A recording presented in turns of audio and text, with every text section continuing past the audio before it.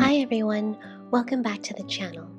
Today I'm going to show you how to make quick and beautiful holiday cards and tags using alcohol ink artwork. The best part, you don't need to create new artwork from scratch.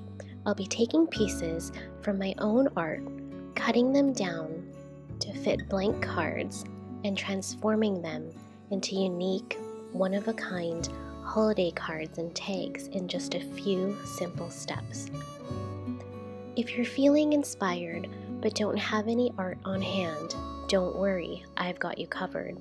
You can head over to my website where I've shared free digital downloads of this artwork.